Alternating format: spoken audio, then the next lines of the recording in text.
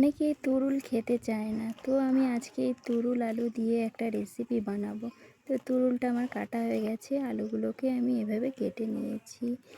দেখতেই পাচ্ছেন তুরুলগুলোকে আমি এইভাবে ছাড়িয়ে কেটে নিয়েছি, আর আলুগুলোকে লম্বা লম্বা করে কেটে নিয়েছি। নেওয়ার পর আমি কড়াই বসিয়ে দিয়েছি। দেওয়ার পর আমি তেল দিয়ে দিলাম। তেলটা গরম হয়ে যাওয়ার পর আমি দিয়ে দিলাম তেজপাতা, শুকনো লঙ্কা আর জিরে দিয়ে একটু ভালো করে নাড়িয়ে নিলাম। নাড়িয়ে নেওয়ার পর আমি দিয়ে দিলাম পেঁয়াজ কুচি। পেঁয়াজ কুচিটা ভালোভাবে নাড়িয়ে চাড়িয়ে আমি ভেজে নেব।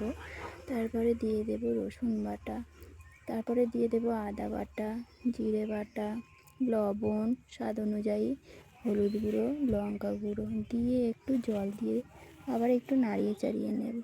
নাড়ানোর পর আমি দিয়ে দেব কয়েকটা চেরা কাঁচা লঙ্কা, দিয়ে আবারও ভালোভাবে কষিয়ে নেব। নিয়ে আমি সবজিগুলোকে ঢেলে দেব, দিয়ে আবার সবজিগুলোকে ভালোভাবে আমি কষিয়ে নেব। এইভাবে নাড়িয়ে চাড়িয়ে কষানো হয়ে গেলে আমি জল দিয়ে দেব পরিমাণ অনুযায়ী, দিয়ে আমি 10 মিনিট ফুটিয়ে নেব।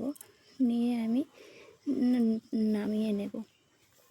নামিয়ে নিয়েছি বন্ধুরা, দেখতেই পাচ্ছেন কত সুন্দর হয়েছে। তো এইভাবে রান্না করে দেখবেন, খুব ভালো লাগে খেতে। দেখতেই পাচ্ছেন কত সুন্দর দেখতে হয়েছে। তো আমার এই রান্নাটা যদি ভালো লাগে, লাইক, কমেন্ট, সাবস্ক্রাইব করবেন।